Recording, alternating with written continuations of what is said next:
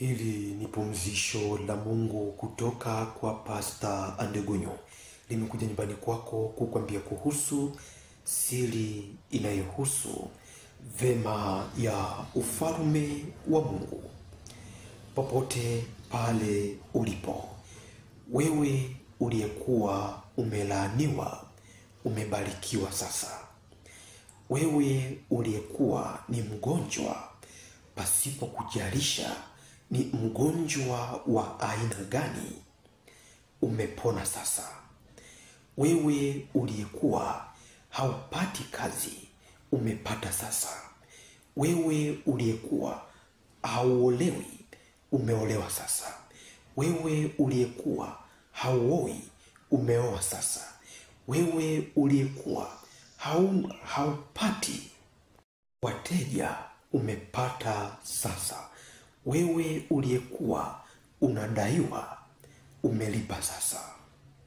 Basi nenda wakakushuhudie, na kila ambaye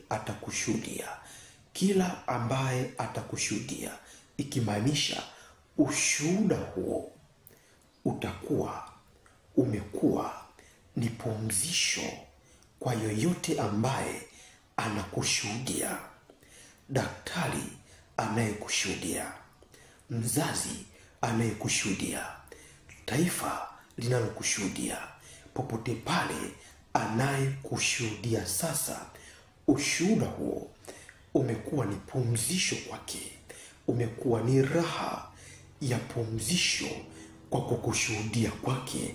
Wewe uliyepona, wewe uliyepata watoto, wewe unayetembea sasa, wewe unayeona sasa, wewe uliyebarikiwa sasa, wewe uliyepata cha mbadala wa jinsi ulivyokuwa hapo ulipo. Bila shaka kwa jinsi ile ufalme wa Mungu unavyokusaidia, ndivyo kwa kiwango hicho kwa mbadala unachousaidia ufalme wa Mungu. Jinsi kiwango cha Mungu anachokusaidia, ndicho kiwango hicho cha mbadala unachomsaidia Mungu, na kufanya hapo ulipo ndivyo unavyomsaidia Mungu. Ndicho kiwango unachomsaidia Mungu, pasipo kujalisha wewe unaonekana vipi, unaitwa kwa majina gani, wewe ni nani, ni taifa gani, ni wa jinsia gani, ni wa aina gani, unaonekana vipi, uko wapi, ni mfungwa au ni mgonjwa, unaitwa kwa majina gani. Lakini hapo ulipo, kwa jinsi hiyo ulivyo, ndivyo unavyomsaidia Mungu, ndicho unachousaidia ufalme wa Mungu.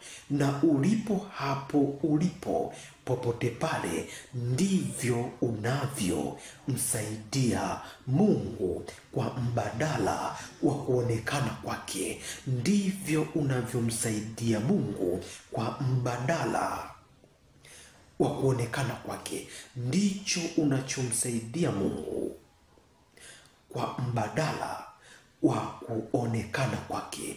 Yeye ameonekana ni Mungu kwako, wewe umeonekana ni mwanadamu kwake.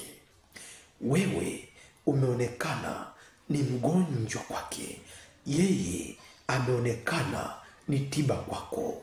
Wewe umeonekana usiyezaa kwake, yeye ameonekana anayezaa kwako. Wewe umeonekana usiyepata kazi kwake, yeye ameonekana ndiye kazi yako. Kufanya Chochote unachojisikia, huo ni utani wa majina. Chochote unachojisikia, huo ni utani wa majina. Si kwamba wewe sio msaidizi kwenye ufalme wa Mungu. Si kwamba wewe si msaidizi wa Mungu. Si kwamba wewe sio mwanadamu.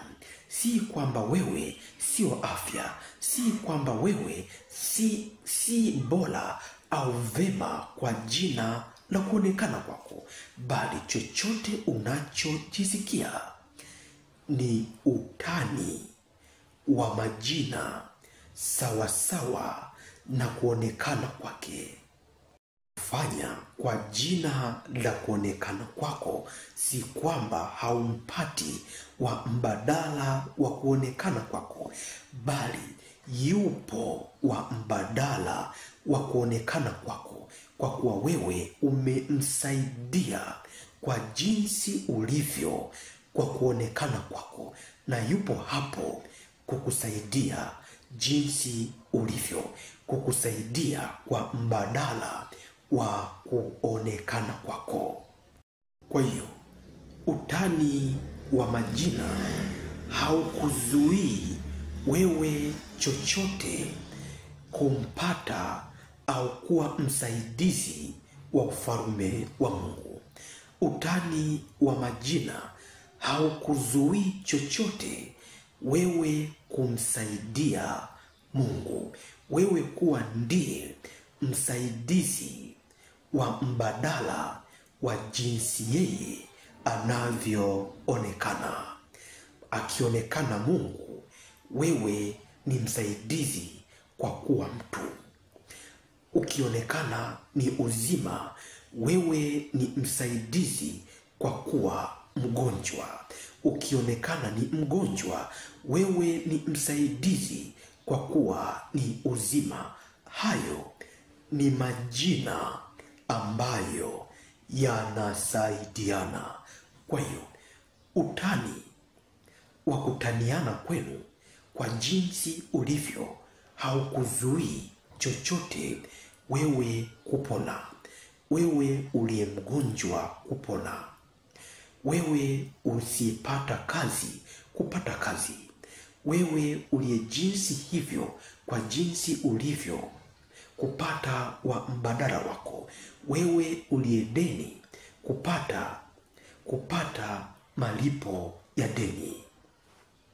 Kwa utani wa majina upo kama ulivyo sasa, ambaye sasa hivi ni mdada mwenye miaka 30, lakini akikufuata anaona labda hawezi kuolewa tena, kwa kuwa amepata utani wa majina na kuitwa lishangazi.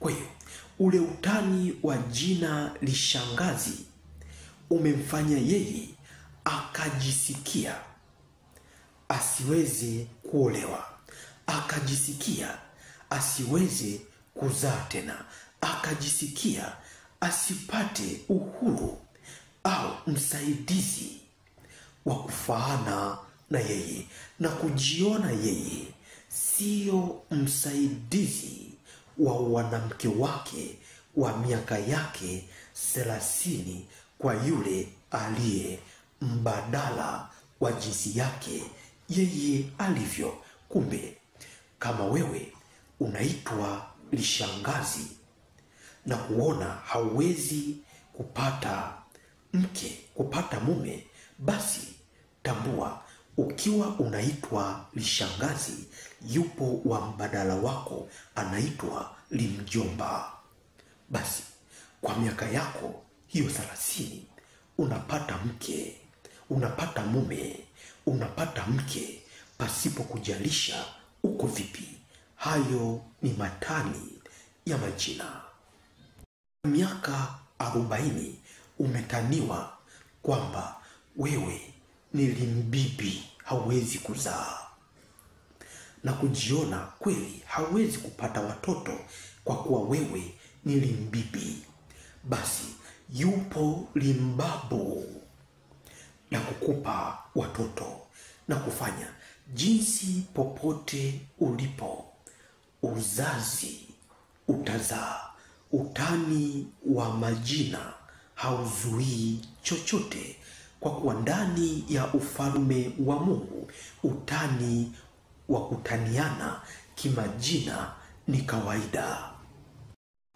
Unafanya biashara hapo ulipo, umetaniwa kwa jina, umelaaniwa na kuona hauwezi kupata wateja.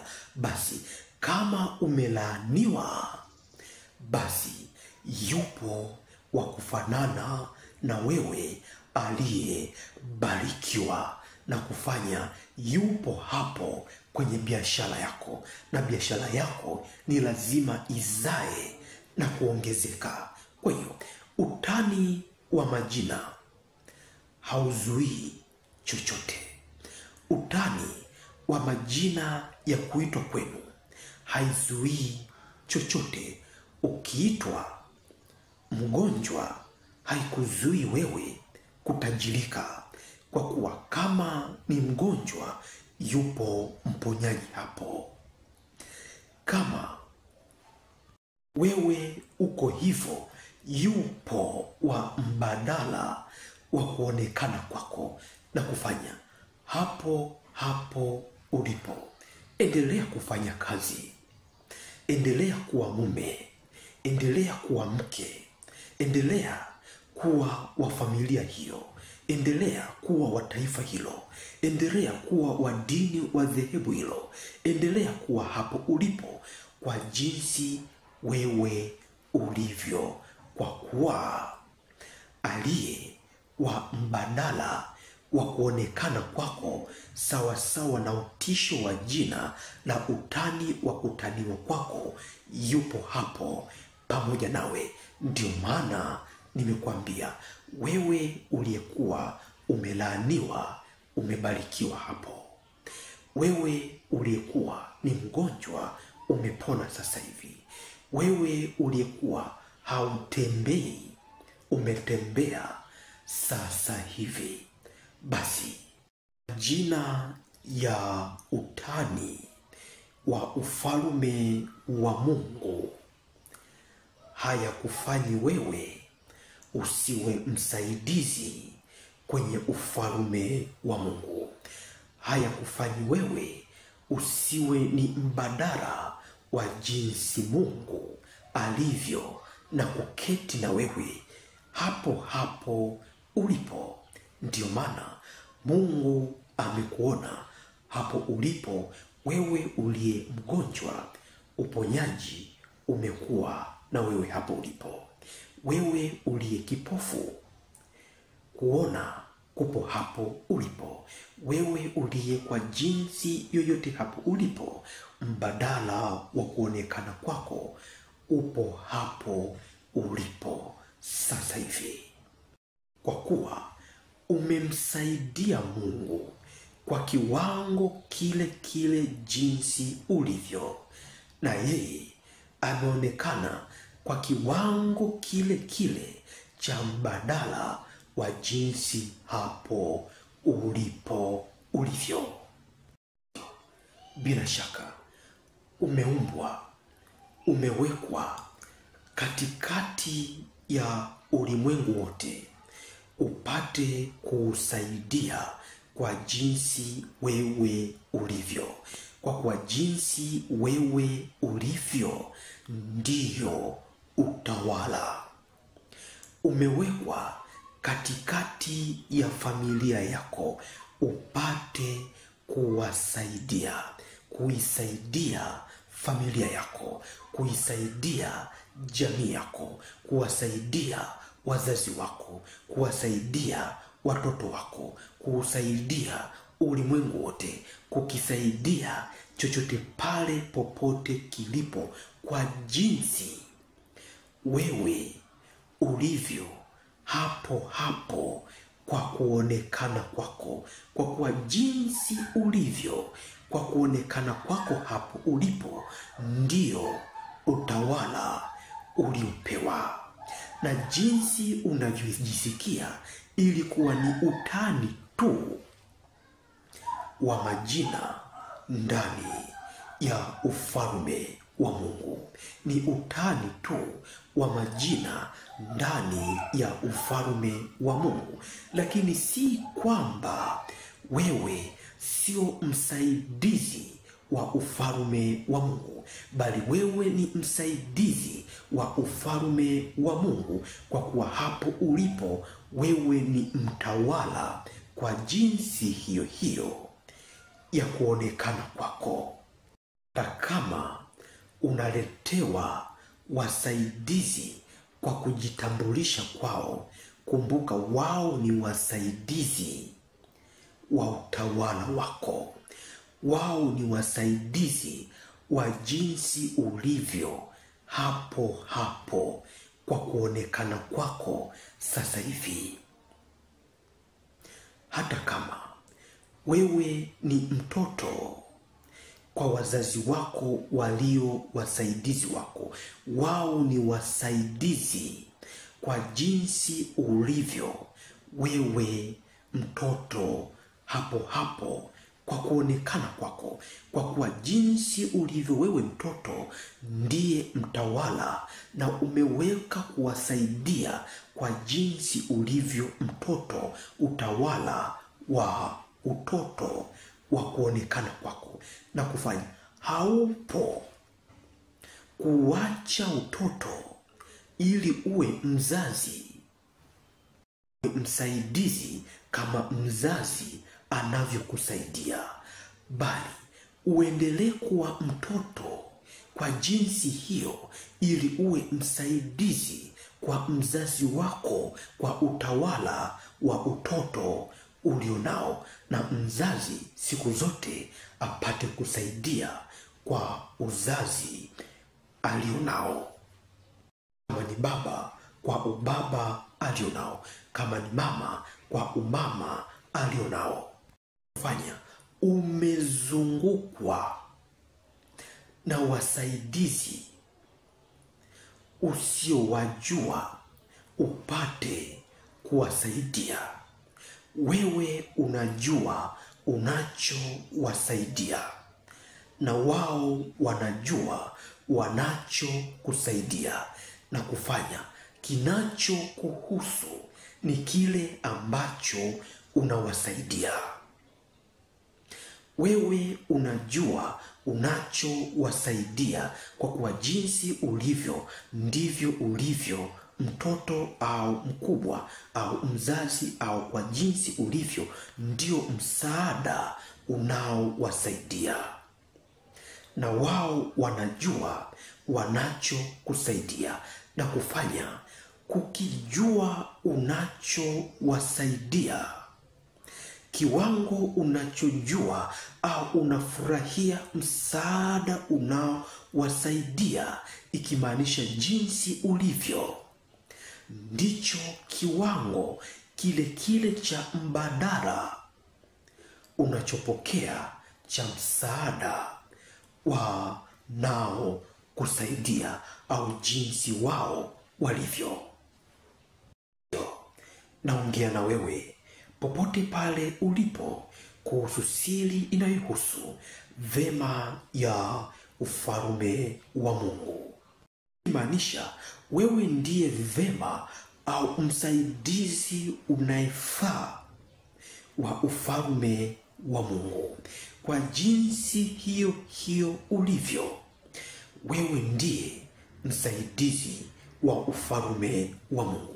Wewe ndiye msaidizi unayefaa wa mke wako, wa mume wako, wa wazazi wako, wa watoto wako, wa taifa lako, wa dini yako, dhehebu lako, taasisi yako, vyote vilivyopo popote pale kwa majina yaliyopo, kwa kuwa ndio uliwekwa katikati ya vyote, usiojua usaidizi wao ukoje, hata baada ya kujitambulisha kwao kwako kwamba Yeye ni mzazi kwako, yeye ni baba kwako, yeye ni mama kwako, yeye ni babu kwako, yeye ni tabibu kwako, yeye ni kwa jina lake kwako na kukuonyesha jinsi alivyo kwako. Lakini bado wewe, kilichokuwa kinakuhusu ni utawala wako wa kuwasaidia. Ndio maana anayekuja kujitambulisha kwako anajitambulisha na kisha kuondoka.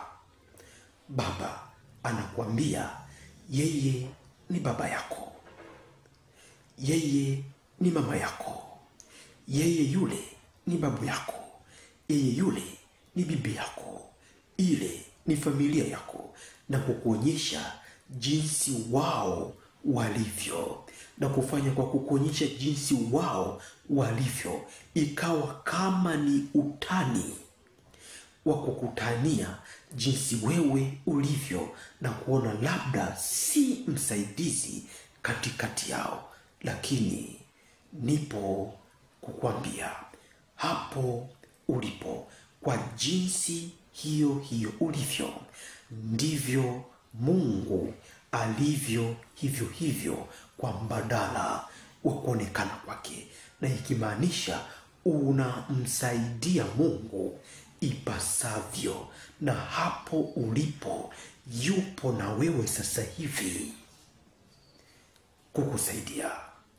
Basi sasa, kuwa na pumzisho hili la Mungu la ushuhuda, la kwamba wewe hapo ulipo ni msaidizi unayefaa wa ufalme wa Mungu. Ndio maana siri hii imekufunua. Siri hii imekufunua jinsi wewe ulivyo vema, au msaidizi unayefaa wa ufalme wa Mungu, kwa jina unaloitwa, kwa kiwango hicho hicho ulicho nacho. Ndicho kiwango kile kile cha mbadala wa ufalme wa Mungu unavyokusaidia. Basi sasa, Mungu amekusaidia hapo ulipo. Pokea pumzisho hili la kuijua siri ya kupokea ushuhuda wa kuijua siri ya vema au usaidizi unaofaa wa ufalme wa Mungu. Na ufalme wa Mungu ndiye wewe, popote pale ulipo. Pokea na iwe kwako.